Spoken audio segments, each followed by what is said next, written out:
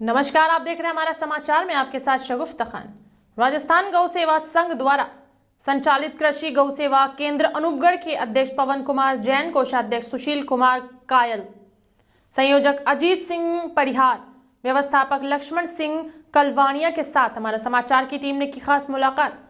लक्ष्मण सिंह कलवानिया ने कहा कि मैंने 29 साल से सेवाएं दे रहा हूं, गौशाला को बहुत अच्छे से अनूपगढ़ शहर का अच्छा सहयोग मिल रहा है। गौशाला में साफ सफाई अच्छे तरीके से की जाती है। गौवंश के लिए डॉक्टर की सुविधा भी अच्छे से की जाती है। यहाँ पर मजदूर भी व्यवस्थित हैं पूरे, लेकिन 1 साल का अनुदान नहीं आ रहा है। राज्य सरकार से हमारी अपील है कि 1 साल का अनुदान किया जाए और छोटे गौवंश का 50 रुपए में बड़े गौवंश का 100 रुपए का अनुदान दिया जाए, ताकि गौवंश की अच्छे से देखरेख हो सके। वहीं हमारा समाचार के वरिष्ठ संवाददाता सुनील कुमार ने की लक्ष्मण सिंह कलवानिया के साथ गौशाला में विकास कार्य को लेकर विशेष चर्चा। नमस्कार, आप देख रहे हैं हमारा समाचार। आज हम मौजूद हैं राजस्थान गौ सेवा संघ जो अनूपगढ़ गौशाला है, उनके जो मैनेजर साहब हैं हमारे साथ जुड़ चुके हैं लाइव वर्जन में। इनसे आज खास मुलाकात करेंगे, किस प्रकार की स्थितियां रही थी। आज 28 साल हो गए इस गौशाला के अंदर, इन्होंने बहुत ही अहम अपनी भूमिका निभाई है, बिल्कुल सेवा भी दी है। आज मैनेजर साहब से जानेंगे लगातार इस गौशाला के अंदर किस प्रकार यहाँ विकास कार्य हो रहे हैं और किस प्रकार ये कार्य कर रहे हैं। तो स्वागत है सबसे पहले आपका। हाँ जी, आपका भी धन्यवाद साहब। तो सर, सबसे पहले मैं आपका नाम जानना चाहूँगा, पूरा परिचय। मेरा नाम लक्ष्मण सिंह जाट और मेरा गांव भोजासर बड़ा तहसील लक्ष्मणगढ़, जिला सीकर का रहने वाला हूँ। तो 1981 में तो मैंने बीकॉम किया था। 1984 में राजस्थान यूनिवर्सिटी से लाइब्रेरियन का डिप्लोमा किया था। फिर 2 जनवरी 85 को मैं बाजूवाला केंद्र पर आया था। बाद में 3 साल हनुमानगढ़, बाद में 1.5 साल छतरगढ़, 1 साल बीकानेर और 5 साल रावड़ा मंडी। फिर लगातार 97 से आज तक अनूपगढ़ केंद्र पर कार्य कर रहा हूँ।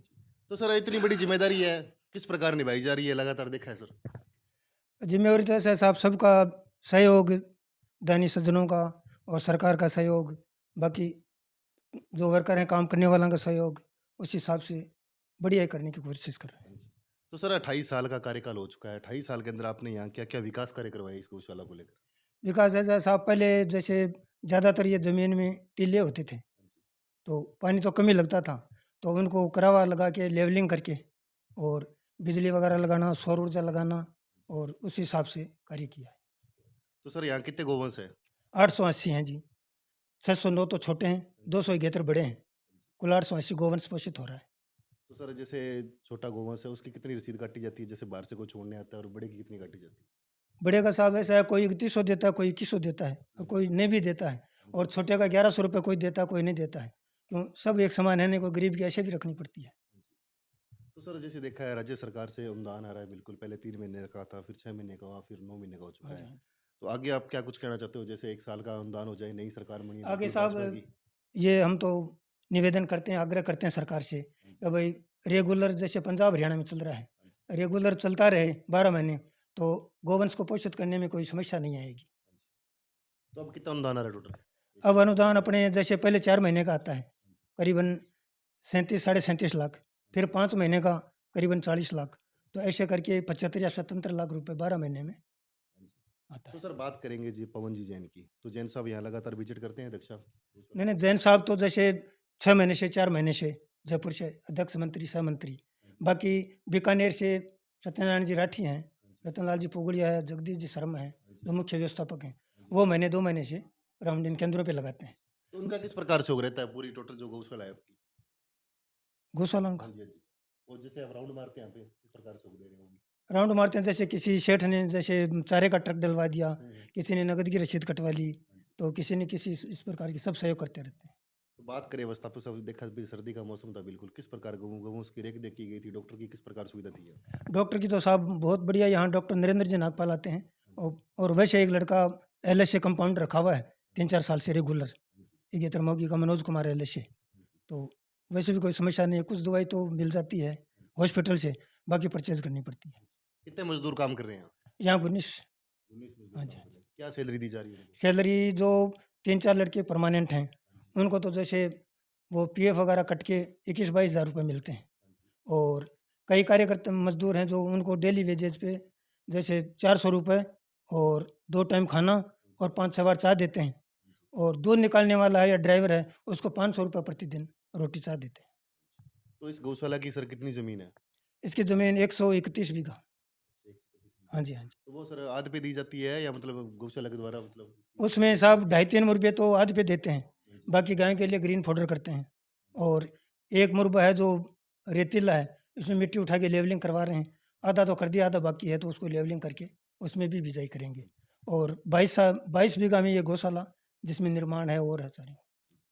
तो सर चंदे को लेकर क्या कुछ कहना चाहते हो? कितना चंदा इकट्ठा होता है अनूपगढ़ शहर से टोटल? आस-पास के गाँवों में से? चंदे का ऐसा है साहब, करीबन 3 साढ़े 3 लाख रुपए तो साल में जैसे नकद हो जाता है जमींदारों से, या मंडी में जैसे मकर संक्रांति या गोपाष्टमी को एक बार चक्कर लगाते हैं। और 150-200 बोरी कणक की जमींदारों से आ जाती है, और सूखा चारा आ जाता है करीबन 1500-2000 कुंटल। तो सर बात करेंगे जैसे 1 महीने के अंदर कितना खर्चा हो जाता है टोटल? 1 महीने के अंदर मानो साहब जैसे अपना भी जोड़ के लमसम आइडिया दे दो थोड़ा-सा लमसम। आइडिया करीबन मानो 13 लाख रुपए। 13 लाख हाँ जी, रुपए। हाँ जी। ठीक है। तो सर कोई व्यापार मंडल से सहयोग मिल रहा है कोई? नहीं जी, कुछ भी सहयोग नहीं? व्यापार मंडल सिर्फ श्री गौशाला में है। श्री गौशाला हाँ में जी, है। वो कहते हैं वो व्यापार मंडल से संचालित उसी को देते हैं। तो सर बात करेंगे जैसे वर्तमान में विधायक थे, तो हम्म। एमपी साहब का कोई सहयोग रहा है यहाँ गौशाला के अंदर? नहीं, अभी तो अपना ऐसा तो कोई सहयोग नहीं मिला है कोई एमपी एमएलए कोटे से कोई। ऐसा कुछ नहीं मिला। तो सर सरकार से क्या अपील करना चाहते हो? चैनल के माध्यम से बिल्कुल नए सीएम साहब बने हैं भजनलाल जी शर्मा, वो भी आपको देख रहे हैं। मतलब जैसे अब 20-40 कर रखा है, तो इसको बढ़ाना चाहिए? तो हम तो साहब ये चाहते हैं जैसे बड़े गोवंश का 80 रुपये हो जाए हाँ जी, और छोटे का 40 रुपये हो जाए, हाँ जी, तो ये जो चारा दाना पूरा भरपूर मात्रा में मिलता रहे, हाँ जी। तो सही भरण पोषण होता रहेगा। तो गौशाला की सर कितने साधन है टोटल?